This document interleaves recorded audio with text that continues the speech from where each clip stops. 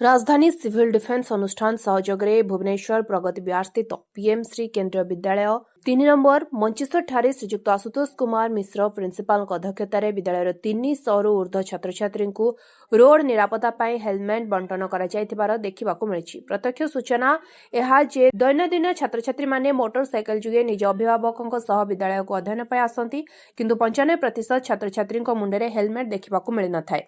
वर्तमान परिस्थिति में प्रबलरू अति प्रबल जानवाहन चलाचल करुवा हेतु चलाचल रोड बा रास्ता विपद को आमंत्रण करता दृष्टि रखी प्रिंसिपाल डॉक्टर आशुतोष कुमार मिश्र अनुरोध रे सेफ इंडिया और सिविल डिफेन्स अनुष्ठान भुवनेश्वर आनुकूल्य आज 300 रु ऊर्ध्व छात्र छात्री हेलमेट बंटन कराकि छात्र छात्री मनरे उत्साह आने सह अभिभावकों महल प्रिंसिपाल महत्वपूर्ण चिंताधारा को धन्यवाद देथिबा शुणिबाकु मिली।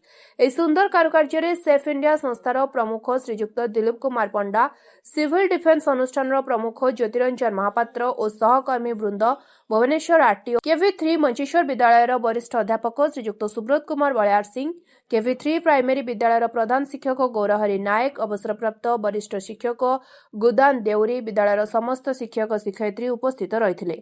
परिशेष में वरिष्ठ अध्यापक श्री सुब्रत कुमार बलियार सिंह समस्त को धन्यवाद दे सभा भंग करथिले। दिलीप कुमार पंडा सेफ इंडिया एक संस्था मु तार अध्यक्ष आम प्रायतः रोड सेफ्टी उपर ही केवल काम करूँ। सर कौन कहे सर आज जो आम केंद्रीय विद्यालय नंबर 3 रे जो भाया आपण नेतृत्व जो सेफ्टी पाई मिली जो पिला मानकू जो हेलमेट बंटा है ए भलिया सर केते हेलमेट बंटा है भुवनेश्वर रे आउ को विद्यालय रे सुविधा दिया जाय एक्चुअली आमर एक सीएसआर कैंपेन थिला एटा आमे डिसेंबर मासरू आरंभ करी रोड सेफ्टी मंथ एवं वर्तमान भी कंटिन्यू चली। आमर उद्देश्य थिला जे जेतेबेले छोट पिला माने स्कूल को आसुचंदी तांको पेरेंट मानको संगे पेरेंट जदि बा हेलमेट पिंधुचंदी पिला माने पिंधु नांती तो पिला माने बेसी रिस्क रे रहउचंदी।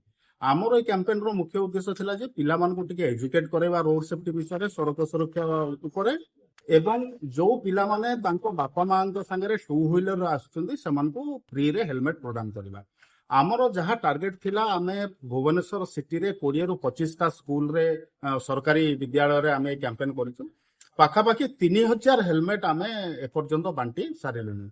तो आमर गोटे दीटा स्कूल आ बाकी थिला जोटा कि आमे करिनथलु बड़ स्कूल जेमति कि केंद्रीय विद्यालय 3 आ गोटे कैपिटल हाई स्कूल मध्ये अछि। तो आजिर जो कार्यक्रम थिला आज केंद्रीय विद्यालय रे थिला पाखापाखि आमे 300 हेलमेट एठी आमे छात्र छात्री मानको बंटन करिछु एवं ता सहित सेमानको सड़क सुरक्षा जनित किछि शिक्षा मध्ये प्रदान करि। तो सर आउरी आगामी दिन रे सर कोन भविष्य रे कोन सर व्यवस्था रही हमरो आगु को रोड सेफ्टी खाली हेलमेट तो नुहे आमे पिलांको सुरक्षा ऊपर अत्यधिक ध्यान दउछु। आ सहित आमे जेमति कि आपनकर हमरो गोटे प्रोग्राम अछि सेफ स्कूल जोन हमरो स्कूल रो चतुर्पार्श्व विद्यालय रो चारि पाखरे पिलांकर पई सेफ एटमॉस्फियर अछि तो जदि नाही ता पई कोन करा जाई परिबो एवं तार स्वतंत्र भाव में सेफ स्कूल जोन रो प्रोग्राम आम कर टीम अच्छा ऑडिट करा जाउची केते रिस्क अच्छी स्कूल आम जानूँ रिस्क पर आम से स्कूल को केमिति अधिका सेफ करि परिबु तार लेवल केमिति बढ़ी परिबो ता ऊपर आम काम करूँ। Thank you sir. Thank you sir. आज हम क्या डिस्कशन करेंगे? What do we discuss today?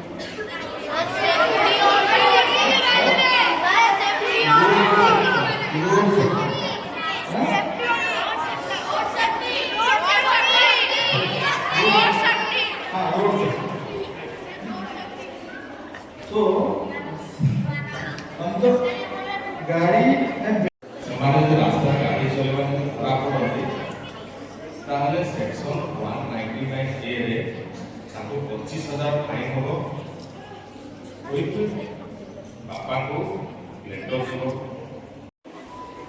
Let's go.